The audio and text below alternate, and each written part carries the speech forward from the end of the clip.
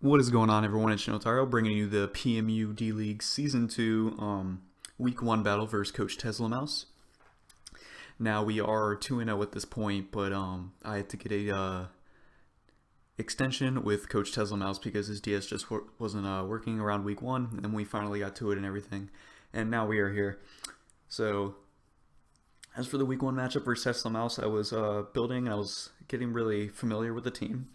And still felt like it was good. His roster was a little scary though, not gonna lie, but I found things that put work very easily.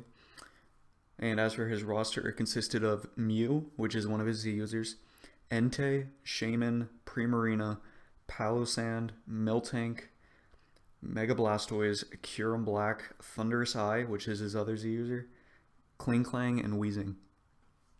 He is a very powerful, like, top tier Mons, and then his lower tiers are kind of garbage besides Miltank. That's what I see, like, when I look at it. Mega Blastoise is always a great pick and everything. But it's very offensive, but his speed tiers are where it lacks. His only thing that's above base 100 is that Thunderous, and that's what I want to capitalize on. So as for my team build, the main Pokemon, the captain, I brought Mega Charizard X with Belly Drum. This was Belly Drum, Roost, Fire Punch, Dragon Claw. I had just enough attack to make sure I get a KO, well, +6 Dragon Claw for sure, killed a max defensive Mega Blastoise, and it was a roll in my favor. It was max defensive Primarina for +6 Fire Punch, but because I wasn't full max attack, I had 44 HP and then 204 attack and then the rest in speed, so I could speed tie with his base 100s. But basically I was kind of set because if he did bring Primarina, he was going to bring an HP, not an HP and defense. So was definitely looking for that to put into work. The only things I had to scout before I did it was basically nothing. I could get the Belly Drum into sweep. I just had to check for Scarfers because Thunderous really didn't do anything to me. And there's plenty of things I could set up on his Charizard. Next up we have the Celebi. This was a max speed with HP and some Spadef. Leftovers, Natural Cure, with Psychic, Giga Drain, Recover, and Thunder Wave. This is just to check his special offensive threats like Mew and Shaman, as well as Thunderous, and just try to do some damage and just be a nuisance. I just wanted to opt to go for the speed tie on his base 100s as well, his Pixies and Mew and Shaman. So then we have Crocodile with the Groundinium Z Intimidate, with Knockoff, Earthquake, Stealth Rock, Taunt. Just about max speed, max spectral. No, sorry, max speed, max attack, and I have HP investment as well. Knockoff, Earthquake, Stealth Rock, Taunt. This was basically to stop any of his possible hazard removers and get a nice knockoff on Mew and stuff like that. And then Taunt on Mew is kind of ideal because Mew is always kind of like a Trollmon and stuff like that. And Earthquake into Z Earthquake just allowed me to KO a HP invested Mega Blastoise. And next up I had the Jellicent. We have Julius here. With Leftovers, we were a defense with some Spadef, mostly defense. We had Leftovers with the Water Absorb. We had Recover, Scald, Sludge Wave, Shadow Ball. Sludge Wave just allowed me to hit the Shaman as well as some other Pokemon on this team. I don't remember what it was for. Shadow Ball, of course, allowed me to get more damage on the Mew, and just small things like that. Just a nice bulky mon to have in the back.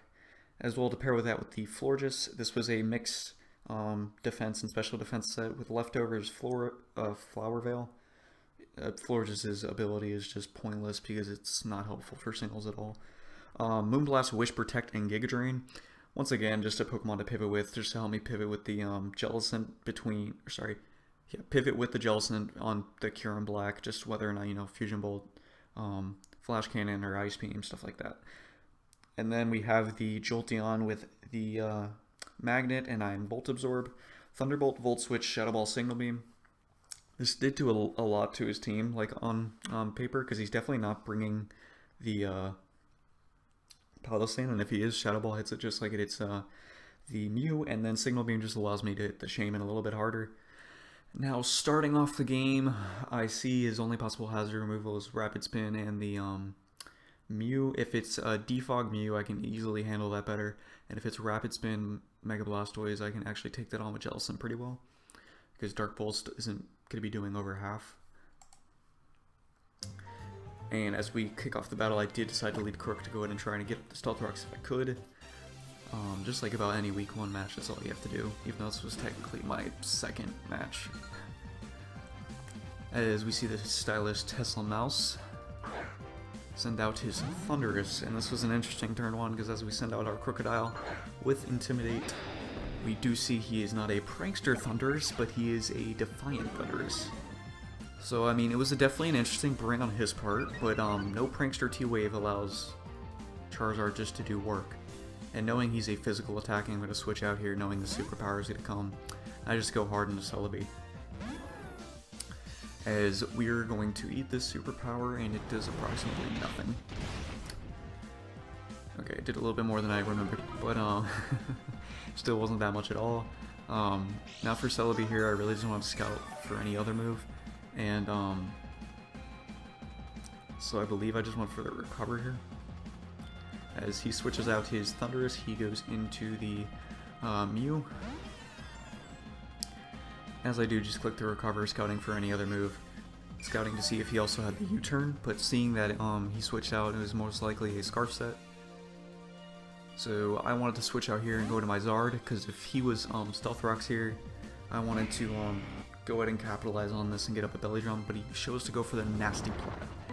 And I'm like, I don't want Zard to take anything that's about to come out here, so I wanted to go right back into my Celebi, as it should take a Psychic, or if it wants to go for like an Ancient Power or something here, or an Earth Power for super effective coverage, but it just go for Psychic.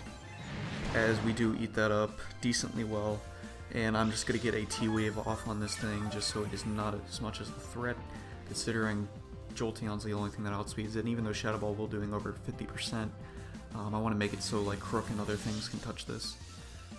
If he was max speed, that was a speed tie, so that was definitely good in my favor, because he does go for the Ice Beam here after the Synchro Noise, and the +2 Ice Beam will easily take out my Celebi. So that is the first Mon down for the game. And as he's paralyzed here, I am going to go into Crook. I'm just going to go for the knockoff. If he is Z-move, he'll eat this well. I'm doubting he's Colbur if he's set up. So he was either be an offensive item or Z-move. And of course when I go for knockoff, just prefer him to be Z. But after the knockoff, we do get the Para Hex, which is very helpful.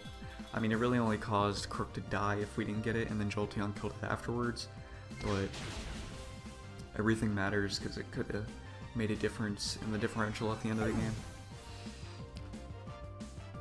And now he will just go right back into Thunderous. And I just know I have a good switch in Florges for this, because Florges is mixed defense, not just all Spit F. And I also get to scout what else this Thunderous might have, as he just goes for the U-turn momentum, which was smart on his play. And this will allow him to go into the Kyurem Black. Yep, he does go into Kyurem Black here. And I'm just firing off a Moonblast. I eat any one hit, and since I know he was Z Mew, he can't. Also, his Kyurem is not even Z, which is kind of weird. So I get to scout if he's Scarf Kyurem here, or whether or not he's some other item. He does go for the Iron Head, which we will end up eating. Just living the hit. And then going for the Moonblast and getting off a lot of chip right here. Yeah, I'm chip and eating. I'm using the wrong words for this because this is doing a lot of damage. That did like 75 to him. We get our leftovers here. Just in case he is Scarf, I want to make a switch into Jellicent. As he makes a proper prediction here, as I go into Jellicent, he will click Fusion Bolt. So my Jellicent does take a lot of damage here, and I'm like, that kind of sucked, but at least I know he is not Scarf, so at this point Charizard is looking like it's just gonna win, because Thunderous really can't do much to me. In all honesty, Superpower can do enough, but I can roost that off because it will be lowering his attack. As he switches out here, I stayed in because I thought he would overpredict, so I just wanted to go for the recover and keep my Jellicent.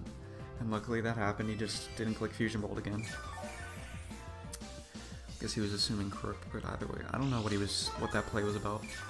But decided to switch out my Jellicent after this recover, and I'm going hard in the Zard just like I did on the Mew, predicting the Stealth Rocks here for sure on this Miltank, because he did not have it on the Mew.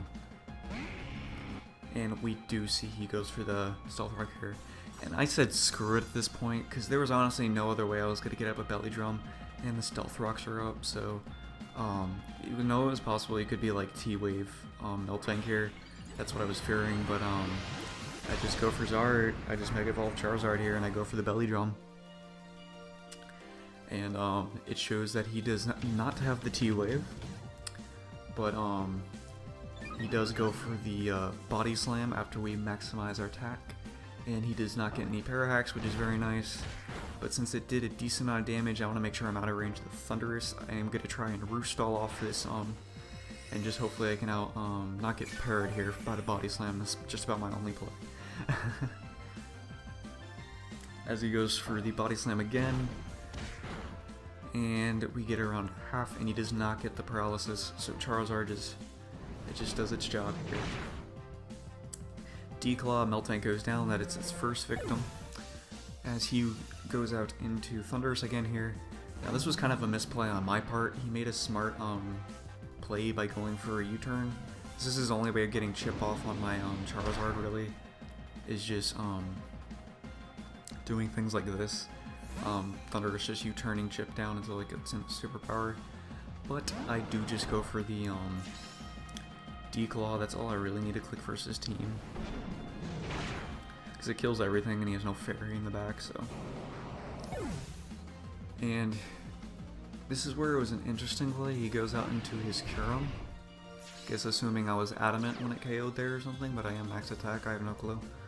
And we're just gonna click the Dragon Claw again, but he shows he has the what berry is it? It will tell me. Tell me the berry, the Haban berry, that's right. But there's no way it's living it. That probably killed like at least 4 Kyurem Blacks. He goes right back into Thunderous, and I don't want to make the misplay again, so I am going to go for Roost here to see what he could go for, as he just goes for the T-Bolt, showing he was a mixed Thunderous. It's like, okay. Does a good amount of damage, but luckily since I went for the Roost, I know I can just Roost off and win. And if he stays locked in here to the T-Bolt, then I can just kill it right here, so that's why I'm opting just to go for the D-Claw again, as he's just spamming D-Bolt, hoping for the para.